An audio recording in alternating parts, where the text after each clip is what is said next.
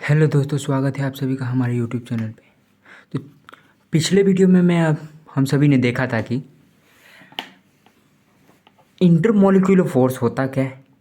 Intermolecular force में intermolecular force के attractive force के बारे में जाना था कि वह एक वंडरवाल फोर्स होता है।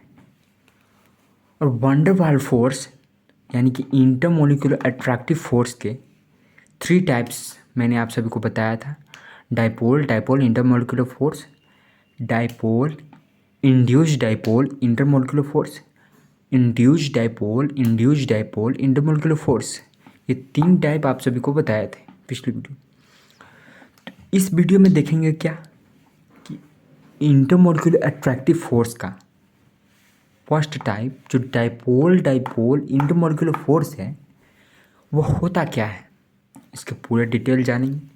तो चलिए देखते हैं डाइपोल डाइपोल इंटरमोलिक्यूलर फोर्स क्या होता है। डाइपोल डाइपोल क्या होता है? डाइपोल का अर्थ क्या? जब कोई बॉन्ड परमानेंटली बॉन्ड यानी कि मान लो कोई एक मॉलिक्यूल है जिसमें HCl के साथ बॉन्ड बना रहा है और दूसरी तरफ भी HCl है, ये भी एक परमानेंट बॉन्ड बना रहा है। ठीक है, तो इनके बीच जो अट्रैक्टिव फोर्स लगेगा इस फोर्स को बोलते हैं dipole dipole intermolecular force.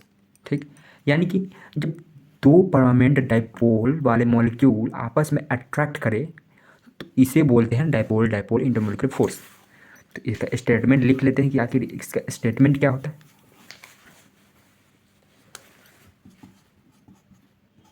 It is intermolecular force between permanent dipole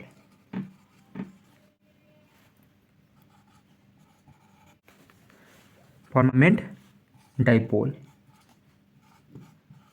ठीक है, तो यहाँ पे क्या हो गया? It is intermolecular force between permanent intermolecular force between permanent dipole. Okay, तो यहाँ पे डाइपोल डाइपोल इंटरमोलिक्यूलर फोर्स के डिफिनीशन को जान लें कि क्या होता है।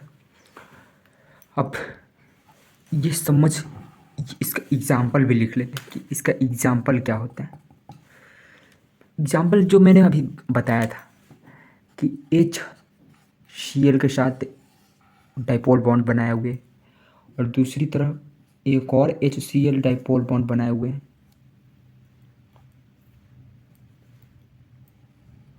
और इनके बीच जो फोर्स लगता है अट्रैक्शन का उसे बोलते हैं डाइपोल डाइपोल इंटरमोलिक्यूलर फोर्स। एक और एग्जांपल मैं आप सबको बता देता हूँ।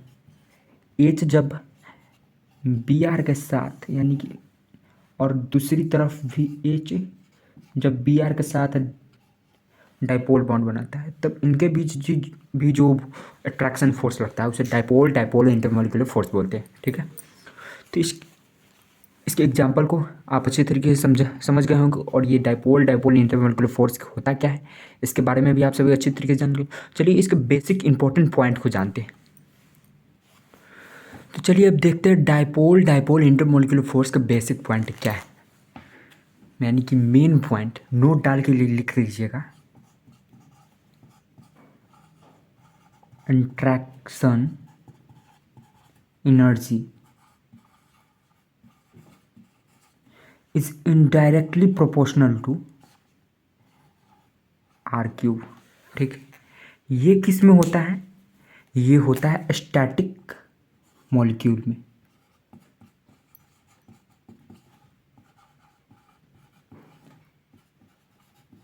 ठीक है, और दूसरा इंपॉर्टेंट पॉइंट नोट डाल के लिख लीजिएगा।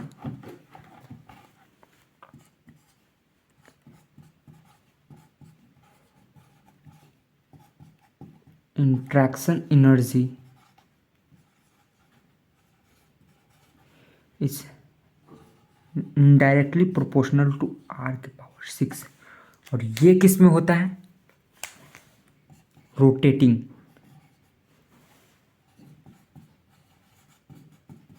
मॉलिक्यूल में। ठीक है, तो यहाँ पे ये दो इम्पोर्टेंट पॉइंट आप सभी जरूर याद कर लीजिएगा। अब जानते हैं ये इंट्रैक्शन फोर्स, ये जो इंट्रैक्शन फोर्स मैंने लिखा है ये होता क्या है। चलिए देखते हैं इंट्रैक्शन फोर्स का क्या होता है और जो इसमें जो आर का प्रयोग किया गया है ये क्या होता है। तो चलिए देखते हैं इंट्रैक्शन फोर्स क्या होता है। इंट्रैक्शन फोर्स यह एक ऐसा एनर्जी है, it is energy which release which release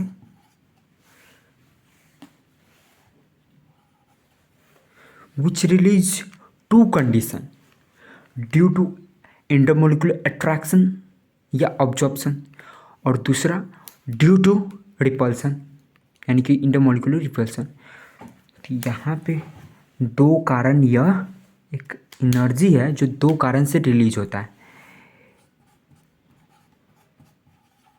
intermolecular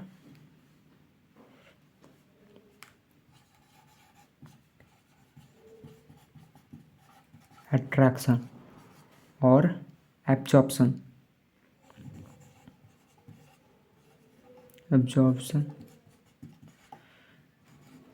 ठीक, और दूसरा कारण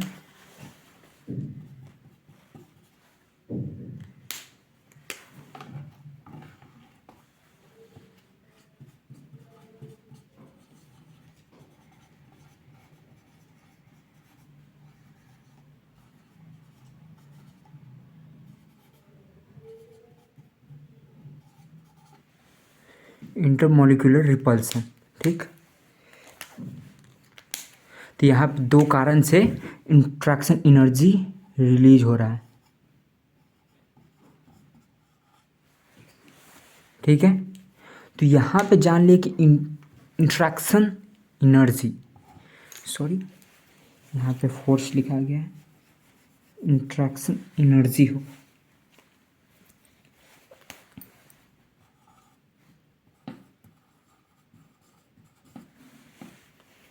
ठीक है, तो चलिए देखते हैं कि आखिर ये इंट्रैक्शन एनर्जी में जिस फॉर्मूले में जो आर का प्रयोग किया गया है वो होता क्या है। यानी कि यहाँ पे तो आप इंट्रैक्शन एनर्जी के पूरे क्लियर हो गए होंगे। यदि आप इसमें कुछ डाउट होगा तो आप सभी कमेंट कर सकते हैं, मैं उसे हल करने की ज़रूर, आपको समझाने की ज़रूर कोशिश करूँगा।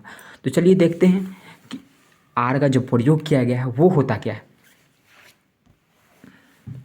यहाँ पे आर का प्रयोग, जब मैंने बताया था क्या, जब दो मॉलिक्यूल के जब अट्रैक्टिव फोर्स लगता है तो इसे बोलते हैं इंटरमॉलिक्यूलर अट्रैक्टिव फोर्स। ठीक है, तो यही जब दो मॉलिक्यूल या एटम के बीच जब जो डिस्टेंस होता है, ये जो डिस्टेंस हुआ, इसी डिस्टेंस को आर का प्रयोग किया जाता है। इसी डिस्टेंस डिनोट करने के लिए आर लिखा जाता है। ठीक, तो इसे स्टेटमेंट के रूप में क्या लिख सकते हैं, चलिए देखते हैं।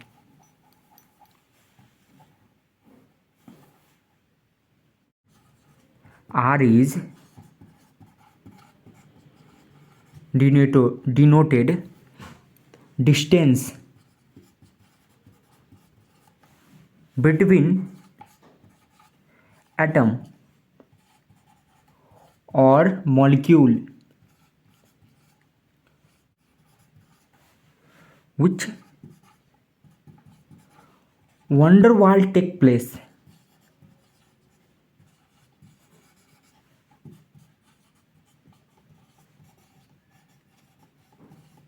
ठीक है, यहाँ पे आर किसके लिए डिनोट हो रहा है, van der Waals फोर्स, जो डिस्टेंस है दो मॉलिक्यूल के बीच, दो मॉलिक्यूल या एटम के बीच जो डिस्टेंस होता है उसे आर से डिनोट किया जाता है। ठीक है, तो अब चलिए देखते हैं dipole, induce dipole intermolecular force होता क्या है।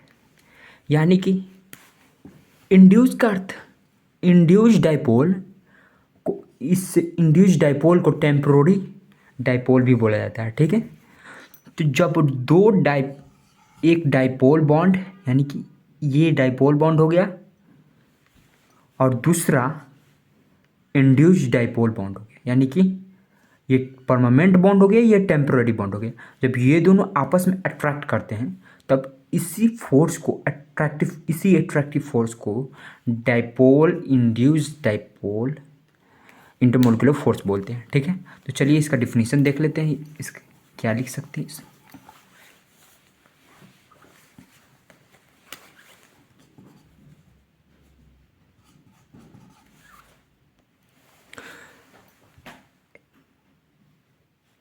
Intermolecular force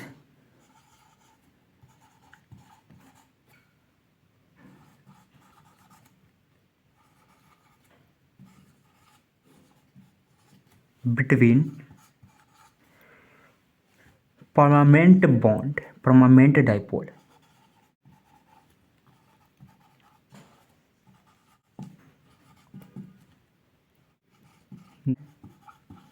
dipole and temporary dipole यानी कि इंड्यूस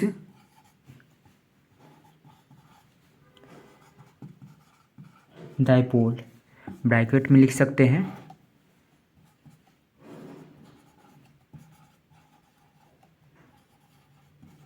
टेम्पररी डाइपोल, ठीक है। यहाँ पे क्या बोला जा रहा है कि intermolecular force between permanent dipole and induced dipole यानी कि टेम्पररी डाइपोल, ठीक है। तो इसका एग्जाम्पल क्या हो सकता है?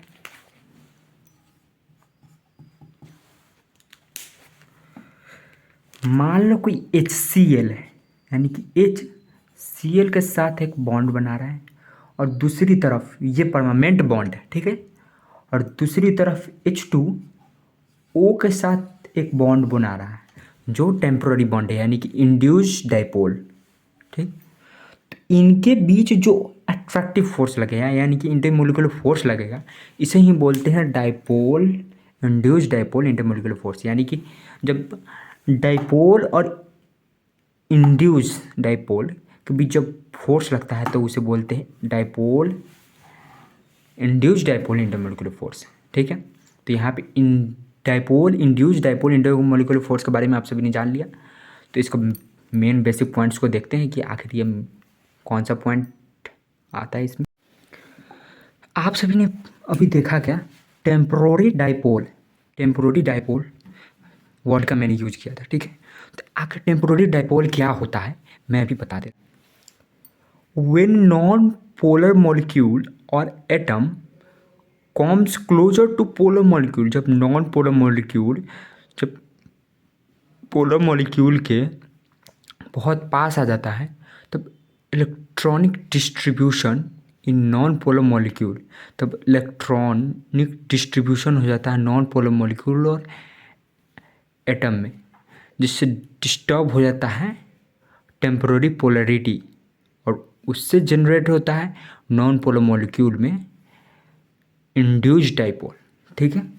तो इंड्यूस्ड डाइपोल क्या होता है?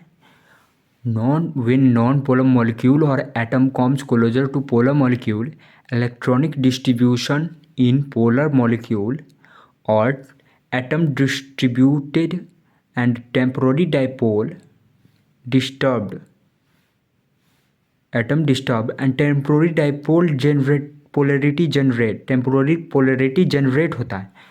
और इस पोलैरिटी